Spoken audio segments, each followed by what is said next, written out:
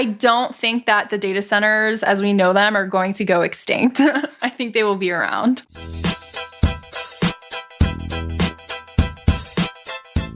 Welcome to Screaming in the Cloud. I'm Corey Quinn.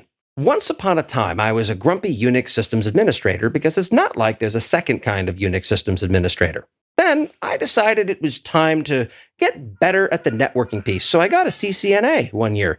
Did this make me a competent network engineer? Absolutely not, but it made me a slightly better systems person. My guest today is coming from the other side of the world, specifically someone who is, in fact, good at the networking things. Serena, or She Networks, as you might know her from TikTok, or Not She Networks from the Twitters, thank you for joining me. I appreciate your time. Yeah, thanks for inviting me on.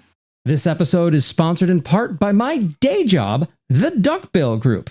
Do you have a horrifying AWS bill? That can mean a lot of things. Predicting what it's going to be, determining what it should be, negotiating your next long-term contract with AWS, or just figuring out why it increasingly resembles a phone number, but nobody seems to quite know why that is.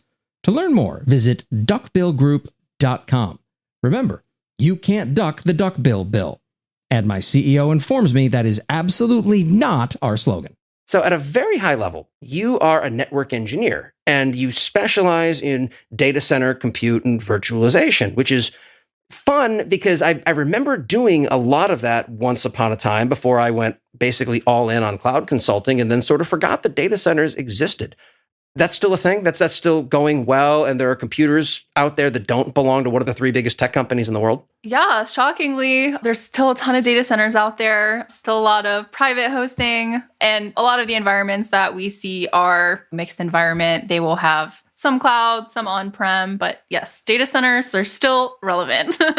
On some level, it feels like once you get into the world of cloud, you don't have to really think about networking anymore, until there's a big outage and suddenly everyone has to think about the networks. But it also feels like it is abstractions piled upon abstractions in the cloud infrastructure space. How much of what happens in data centers these days maps to what happens in these hyperscaler provider environments? So I have 2 CCNAs. I'm very familiar with networking. I'm very familiar with virtualization. And I went and got my AWS certification because, as we're talking about, a lot of cloud things happening now. It's big. It's good to know about it. And underlying infrastructure under the cloud is all of the data centers that I work with, all of the networking things that I work with. So it maps very well to me. I thought I had a really easy time studying for my AWS certification because a lot of the concepts just had a different fancy name for AWS versus just what you would know as NAT or, DNS, different things like that. Of course, NAT used to be a thing that everyone would yell at you, it's not security, even though I would argue there are security elements tied into it. But honestly, that feels like one of the best ways to pick fights with people who are way better at this than I am. Nowadays, of course, I just view NAT through a lens of, I totally want to pay an extra 4.5 cents per gigabyte passing through a managed NAT gateway, which remains, of course, my nemesis. The intersection of security, networking, and billing leads to basically just being very angry all the time. Yeah, you come into the field so ready to go, and then sometimes you do get beat down, but it's worth it, I think. I really like what I do. And what you do is something of an anomaly, because most people who focus on this world of data center networking and the security aspects thereof and the virtualization stuff are all, how do I put it politely, old, grumpy, and unpleasant. I mean, I guess I'm not going to put it politely because I'm just going to be honest with it, because I'm one of those people. Let's be clear here. Instead, you are creating a whole bunch of content on this on Twitter and on TikTok, where I've got to say that the union set in the Venn diagram between TikTok and deep dive networking and cybersecurity is basically you. How did you get there? To your first point, the, old grumpy kind of stereotype, those are honestly some of my favorite people, truly, because I don't know what it is, but I just vibe with them in a work environment so well. And it's funny, when I got my first job out of college, I was definitely the youngest person on my team by far. And we would all go out to lunch. I would mess with all of them. We'd all play pranks on each other. Just integrating into the teams was always super easy for me, which I'm really lucky that Not everybody has that experience, especially in their first job. Things are a little rough, but it's always great. Like, I love the diversity in tech. And to your second point, how did I end up here, right? With this kind of intersection from this networking world to TikTok. People are always confused. Like, how did that happen? How are you finding followers on TikTok that are interested in networking? And I'm just as shocked, honestly. I started making this content this time last year. And at first I was like, nobody wants to learn about DNS on TikTok. This is where people dance and play pranks and all this stuff. And if you're dancing when it comes to DNS, at some point, something has gone either hilarious or terrifyingly. Then again, I use it as a database, so who am I to talk? Yeah, but it's been fun. I am shocked, but there's such a wide variety of people now using TikTok, and it's growing so quickly. Early on in my TikTok career, I had messages and emails from people who were vice presidents at major Fortune 100 companies asking me, if I'd be interested in working there or, something like that. And I was so shocked because there was a company that was a Fortune 100 and one of their VPs joined one of my lives and was asking me questions just about like my background, career. And then they sent me a follow-up email to be like, hey, so I was like, did I just get interviewed on my live on TikTok? And that always like cracked me up. And at that point I knew, I was like, okay, this is something different. Like, this is interesting because, at the end of the day, you see the views and the numbers and the followers, but you don't have really faces to put to them or names, and you don't really know where a lot of these people are from. So you don't know who's seeing it. And a lot of times I think I made the assumption that they're younger kids, which is true. But there are also a lot of very seasoned professionals that have been in this field for a very long time that also follow me and comment on my videos and add great input and things like that. There's a giant misunderstanding, I think, across the industry that the executives at the big serious companies, the ones whose mottos may as well be, that's not funny, have no personality themselves as people, and that they live their entire lives in this corporate bubble where they talk to their kids primarily via, Microsoft Teams or WebEx or something else equally sad. And in practice, it just doesn't work that way. They're human beings too. And granted, you have to present in certain ways in certain rooms, but the idea that, you're only going to reach developers with attitude problems by having a personality and being on modern platforms, I mean, it's an easy mistake to make. I know this because I spent years making it myself with the nonsense that I do until suddenly people are reaching out and it's, you sure did use a lot of high-level strategic terms for a developer, and you start digging into it, and it's like, you're a chief operating officer at a giant company. I bet your code is terrible. It's like, yeah, it turns out maybe I'm not looking at that through the right lens. Meeting people where they are with engaging content is important, and I think that a lot of folks completely miss that bus. Yeah, I agree. And this is a small field, right? So it gets kind of nerve-wracking sometimes because sometimes you say things and it's so easy to be like, this is how I joke with my friends, but I'm still somewhat in a professional capacity because of me associating with my career, right? And then when my videos reach 1 million, 500,000 views, when we think about how many people are actually in this field that would be interested in viewing that content, you realize, oh, wow, like this is a huge mixed bag of people, which does include very high level executives, all the way to people that are in high school that are just interested in learning more. So it's definitely been interesting to figure that out along the way. But yeah, they all have regular personalities. They all like TikTok too. If they don't, they're lying. I used to be very down on the whole TikTok thing, but I started experimenting with it. And yeah, it turns out I have a face for radio and, the social graces for Twitter. So it's not really my cup of tea, but I enjoy watching it. I found that I'm not really a video person, but something about the TikTok format means I'm just going to start scrolling. And oh dear, it's been 6 hours and my phone battery died. Thank God, or I'd still be there. There's something very captivating about it. And I really like the format. The problem I always had with looking at a lot of the deeply technical content out there is so many companies are out there producing this and selling this, and that's fine. Like, money is not the end all be all of this. I'm about to spend weeks of my life on something. The fact that it cost me $30 or $50 or whatnot is really not economic thing I should be concerning myself with. But it all feels like it's classroom stuff. It's if you give people an option, are you going to go to a college lecture or are you going to go to a comedy show? There's the idea of, I want to be entertained. If you can teach me something while entertaining me, that feels like the winning combination. And you've absolutely nailed that. I think a lot of these companies that are producing content hold themselves back a lot.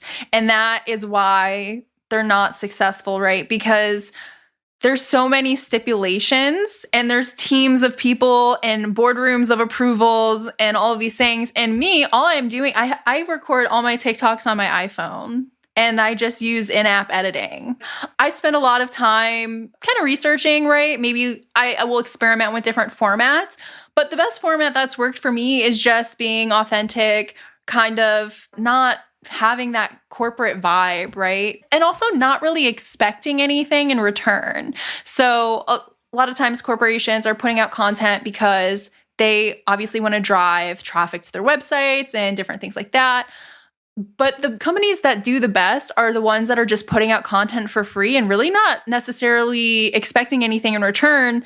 And they also give themselves so much more leeway into the type of content that they create because they're not thinking about the numbers at the end of it, right? You just got to put stuff out there and people will see it. For me, I just put stuff out there. I don't need to wait for someone to approve my TikTok for me to push it out and have this content there. So that is a big difference. And I've learned that through working with sponsors where they'll send you a giant list of talking points they want you to say. And I'm like, you guys know this is a 60-second video, right? It needs to be really small. You need to like really learn how to get the really important stuff out there because the rest of the smaller stuff doesn't matter as much. Like sell them on one big thing. And that really makes a difference. Oh, very much so. I see that sometimes with this show where people will reach out and ask about sponsoring and they'll want to have a URL that I read into the microphone and it's with UTM tracking parameters and the rest. And it's like, I appreciate where you're coming from and your intention here. However, that is not generally how this format works. So let's talk about this and the outcome. And again, it's a brave new world out there. Yeah, if you're used to buying display ads in various places, that is exactly what you do. For some reason, there's this corporate mentality toward we're going to spend $25 million on a billboard saturation campaign and not really give any thought about what we're actually going to say now that we have all of that visual real estate to get people's attention with. There's not enough focus on the message itself. And I think that is a giant lost opportunity. Enterprise marketing doesn't have to be boring. It can be a lot of fun. I agree. And I think podcasting was the last probably big area that people budgeted for marketing, right? So you have your traditional TV commercials and there was YouTube and that, TV commercials, billboards, newspapers, then there's YouTube and then podcasts, I would say probably came a little bit later as far as these companies look at for marketing potential. And now TikTok is so new. And a lot of these marketing companies have no idea how to be successful on it because it's just so different. It's Gen Z, the humor's different. It's kind of like the Wild West on social media where things are just like crazy and you have to fight the algorithm because on TikTok, if you don't like it, you just scroll within 3 seconds. The attention span's so short. So you really have to capture people's attention within those first 3 seconds versus a podcast, you have the whole, let's say, first 20 minutes to get people kind of interested before you can be like, oh, hey, and here's my sponsor. So it's very different versus TikTok. They'll just be like, oh, scroll. So you have to get creative and think differently. Many moons ago, when I was getting my CCNA, I worked at a company where we wound up getting a core switch for the data center, which was at the time something like 65 grand. Great. And then we rented, because we had configured it in our office, and then a couple of us had to rent a commercial van, which I think ran something like $30,000 itself, to transport this thing 20 miles to the data center. And I'm sitting there going like, wow, the switch is worth way more than the van that's sitting within. Also, we're really shitty movers, and that doesn't seem like the best idea for anything. But I distinctly remember that, and it left an impression on me. What I like about cloud with what I do is I can take a credit card and then spend less than $10 on AWS or theoretically Azure or Google Cloud or, $2 million on IBM because oops a doozy, but fine. And I wind up coming out the other side of that with having done some interesting disaster stuff. You are teaching people about how this stuff works, but in a data center world, it seems to me that the startup costs of, I'm going to buy this random router or switch to wind up doing some demonstration stuff for, it feels like the startup costs of getting hands on that equipment would be out of reach for an awful lot of people. Am I just completely out of touch with how that world works? No, you're right. You're 100% right. It is difficult. So in college, my undergraduate degree is computer information systems, and they had a Cisco networking academy. And so we had old switches, old layer 3 switches, and then we had some routers. And this is all stuff that was EOL, donated equipment, right? And this it breaks down. You're bidding against very far away places with no budget on eBay for replacements. Oh, yes. Yeah, exactly. And it was a lot of iOS stuff, right? And so when I was in college, I had no idea that NXOS existed, which is the data center Nexus version operating system for their switches and things. And so when I got to my first job and saw NXOS, I was like, oh crap, like what is this, right? Because I honestly didn't even know. I graduated and did not know that existed.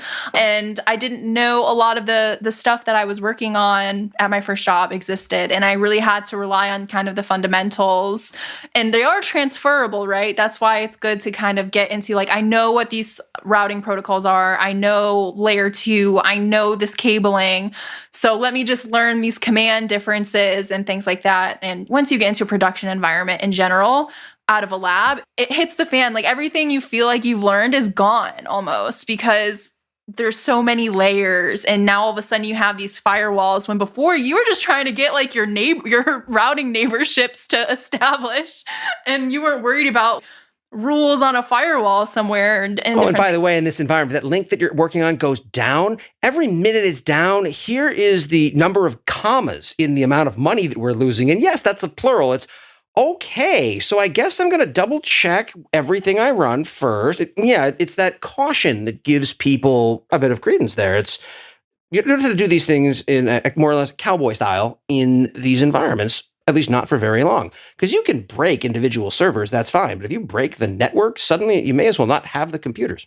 Yeah, it can be paralyzing, truly. It can be very overwhelming, your first networking job. Especially for me, I was just dealing with outages constantly because I work for a vendor and I was I was just scared, because I would get these cases and it would be a hospital outage. And I'm like, I just graduated college. What do you want from me, And back to your original point, it is difficult in a data center space because the equipment's so expensive. So a lot of people ask, do you have a home lab? And one, there's a couple of reasons I don't really have a significant home lab. One, I move so much. Oh, and the spare room basically is always 90 degrees and sounds like a jet engine taking off. Yeah. It's one of those. I should probably find a different place where I don't live to have that equipment. Yeah. Yeah. And I have access remotely to all the lab equipment that I really need. So I don't personally have one, but a lot of the things that I do work with are so expensive that I'm I can't afford to put this data center equipment in my house. That doesn't make any sense. And there is luckily now a lot of virtual labs that you can do. There's some sandboxes by Cisco and other vendors where you can kind of get a little bit of hands-on experience. A lot of it relates to their certifications. You can rent racks, but that gets pretty pricey too.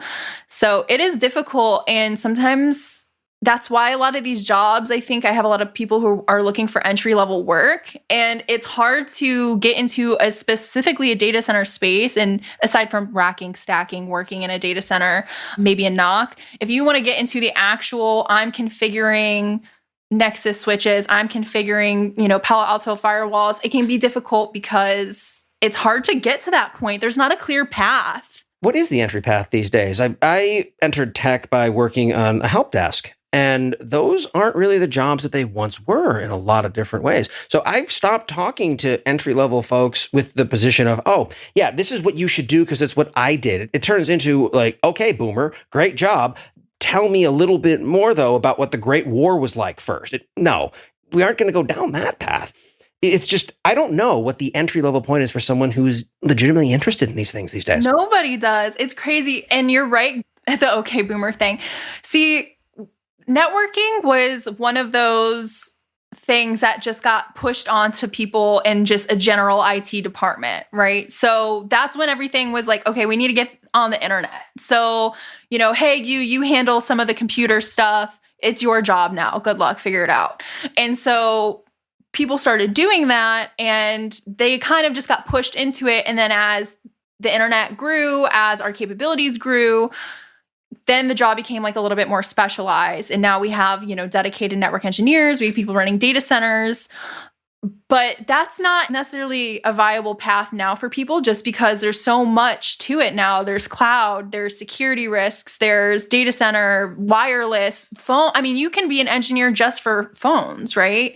So it's a little bit difficult for especially the younger people coming in and the people that I talk to and figuring out, well, how do I get to what you're doing?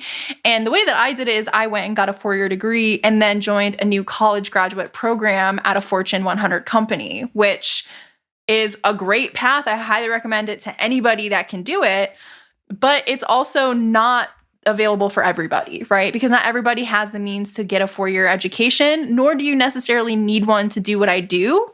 So everybody's kind of has this different path, and it's very confusing for people who are aspiring network engineers or aspiring cloud engineers even. Here at the Duckbill Group, one of the things we do with, my day job is we help negotiate AWS contracts. We just recently crossed $5 billion of contract value negotiated. It solves for fun problems, such as how do you know that your contract that you have with AWS is the best deal you can get? How do you know you're not leaving money on the table? How do you know that you're not doing what I do on this podcast and on Twitter constantly and sticking your foot in your mouth? To learn more, come chat at duckbillgroup.com. Optionally, I will also do podcast voice when we talk about it.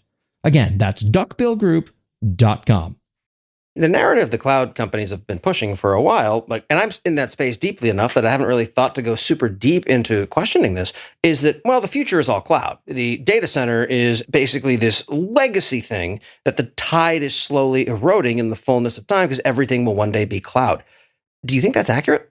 I don't. I really don't think that's accurate. Don't get me wrong. I think that the cloud is here to stay, and a lot of people are going to be using it. And it's going to be, and it currently is a huge part of our lives. Like, as we've seen recently with a few of the AWS outages, when it goes down hard because everything's so centralized. And people like to think like, oh, we have all this redundancy, yada, yada. That has not protected us so far, like from these major outages, right?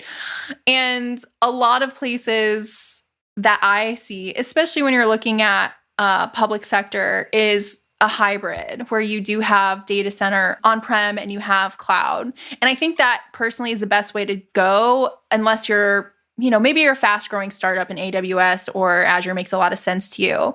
And it does. There's great use cases for that, right?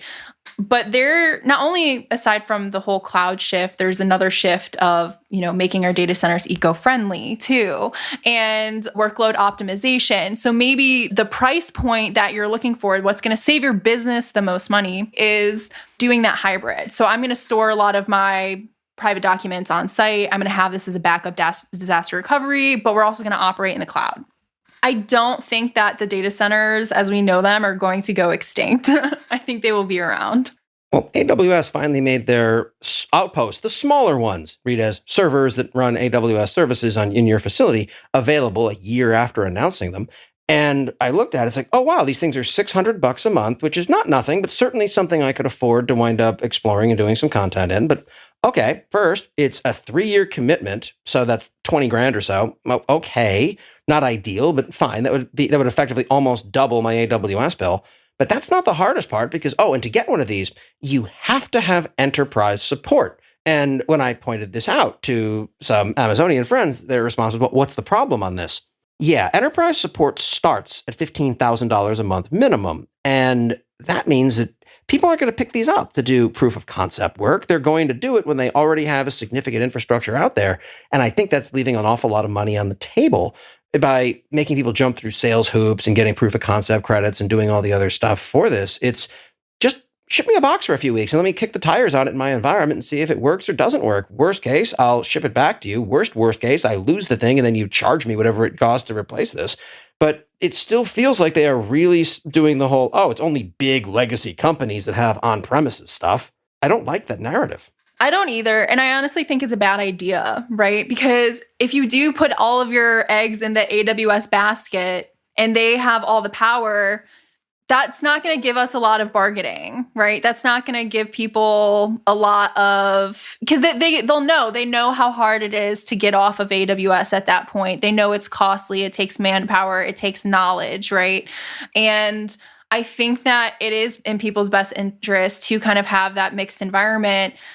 Just for long term, I'm just very wary of centralizing everything in one area. I think it's a bad idea. I think that we need to be prepared for ourselves. And that means also relying a little bit on ourselves. We can't just, in my opinion, put everything in the AWS basket. Not for very long, anyway. It just doesn't seem to work. Right. And it's a great product. Oh, it absolutely is. There's so many positive things about using cloud, because I'm not the type of person that likes to kind of talk crap about any vendor. I think everybody has their pros, cons, flaws, whatever.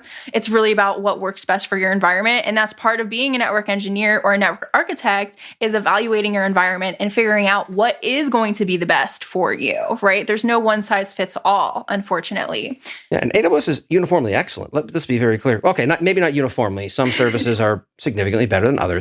But I had an opinion piece in the Information, paywalled unfortunately, but I'm working on it, that has the general thesis that AWS has gotten too big to fail, in that when it's not like they are going to have better uptime than you or I will running our own data centers across the board. They are very good at keeping things up. But when they do go down, it's not just your company or my company anymore having an outage. It is a significant portion of, the global economy.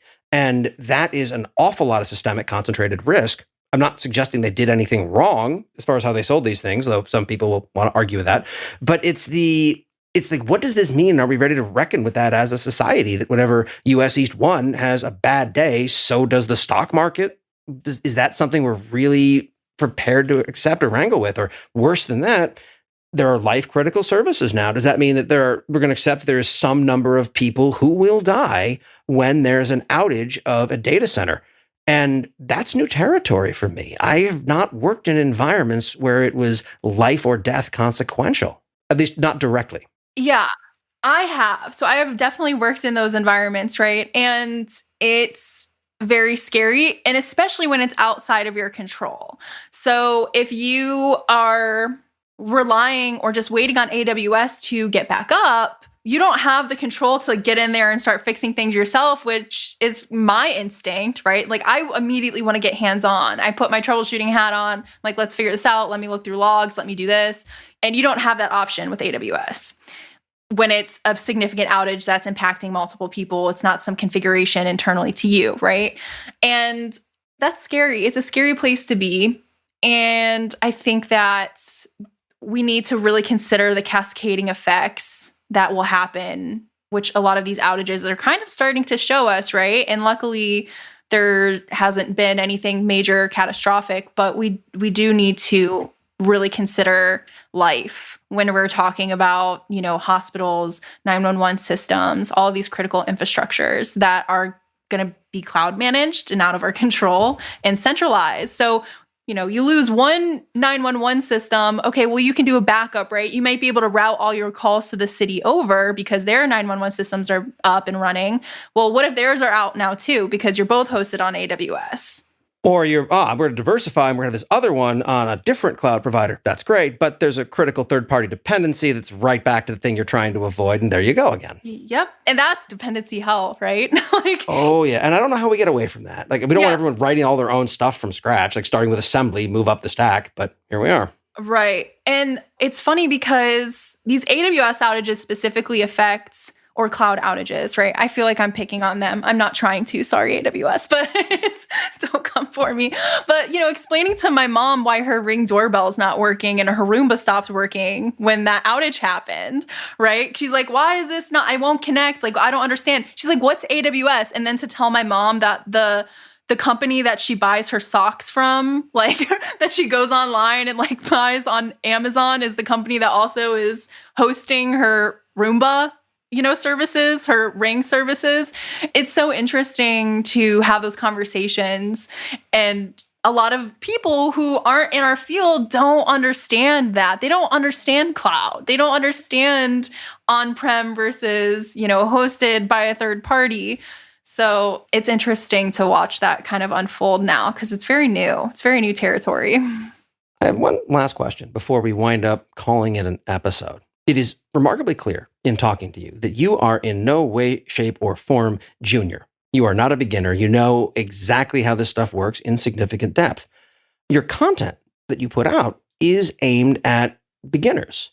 I do something very similar. So to be very clear, this is not a criticism in the slightest, but I am curious as to why that's the direction you went in. I think there's a few reasons. While I might have this knowledge, right, I still consider myself very junior in my career, very early in my career. There's so many things that I don't know, and I recognize that. I think when you're first starting out, you might have this kind of inflated sense of knowledge where you're like me, I was like, oh yeah, I know all about OSPF and running on iOS and the command line until I figured out there was NXOS. And I'm like, oh crap, what else do I not know about, right? Oh, by the way, that never goes away. I feel exactly the same way. 20 years into my career now, I still have absolutely no idea what I'm doing. So smile, nod, and get used to it is the only insight I've got there. But please go on. And even on Twitter, sometimes I'm reading people's stuff and I'm like, how did you get into these obscure protocols and all these things? And, I just kind of dive deeper into there. But I think the big reason that I create a lot of my content for beginners is because I remember so well how it was at the beginning, learning about subnetting and that iOS, learning about subnetting and all of the different models that we have, right? And I was overwhelmed and I was stressed out and it just seemed so, just like a giant mountain to climb. It seemed so daunting in the beginning. For me, it did because there's so much, right? And it felt like everybody was so far ahead of me. And I don't want other people to really feel like that. Like, I don't want people to be turned off from networking because they feel like the bar's too high, that we're not letting enough new people enter because we're discouraging them from the beginning by saying, oh, well, you're gonna have to know all this and let me throw this certification book at you. And they're big. Like my certification books, and these are massive. And this is for 1/2 of a CCNA. For those who aren't on the video call, it's not being recorded. Video-wise, she's holding a book that you could use to kill a mid-sized dog by accident if it falls off a table. It looks like a phone book with a hardcover on it. Yeah, it's huge, right? And there's thousands of pages. And we just give this to somebody and say, like, here you go. Make sure you remember all this. And this is all new information. And does it still cover things like EIGRP, like Cisco's proprietary routing protocols that I've never once seen in the wild? Yeah, so sometimes you will have to learn that, and they've changed it recently too. They update their certification exam, so you will learn about some legacy protocols because sometimes you do run into them. Oh, yes.